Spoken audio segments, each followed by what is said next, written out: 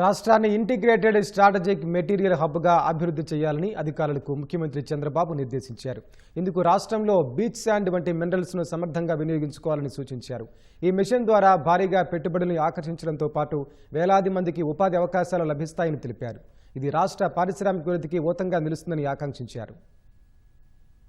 సచివాలయంలో గనుల శాఖపై ముఖ్యమంత్రి చంద్రబాబు సమీక్ష నిర్వహించారు. సమీక్షలో మంత్రి కొల్లు రవీంద్ర, మైనింగ్, ఎక్సైజ్ శాఖ ముఖ్య కార్యదర్శి ముఖేష్ కుమార్ మీనా, ఇతర ఉన్నతాధికారులు పాల్గొన్నారు. Andhra Pradesh titanium strategic materials mission రూపకల్పన, పెట్టుబడులు తదితర అంశాలపై అధికారులతో చర్చించారు. ఈ మిషన్ ద్వారా వచ్చే 10 ఏళ్లలో 50,000 కోట్ల పెట్టుబడులు, 40,000 ఉద్యోగాల సాధనే లక్ష్యం కావాలన్నారు. రేర్ మినరల్స్ విషయంలో కేంద్రం, మిగిలిన రాష్ట్రాలు అనుసరిస్తున్న విధానాలు, వాల్యూ ఎడిషన్ పైన మరింత అధ్యయనం చేయాలని అధికారులకు సీఎం స్పష్టం చేశారు. వనరులు సద్వినియోగం చేసుకోవాలంటే వాటిపై అవగాహన పెంచుకోవాలని, భవిష్యత్తు డిమాండ్కు అనుగుణంగా స్వల్ప, మధ్య, దీర్ఘకాలిక ప్రణాళికలు రూపొందించాలన్నారు.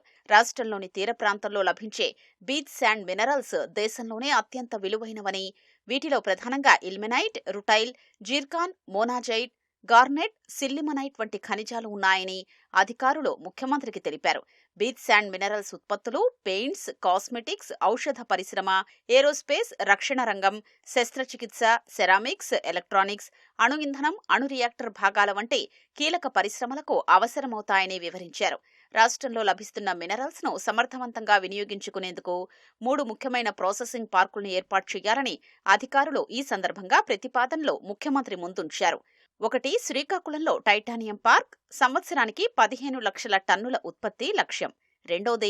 అనకాపల్లిలో రేర్ ఎర్త్ కారిడార్, సంవత్సరానికి 25,000 టన్నుల ఉత్పత్తి లక్ష్యం. 3.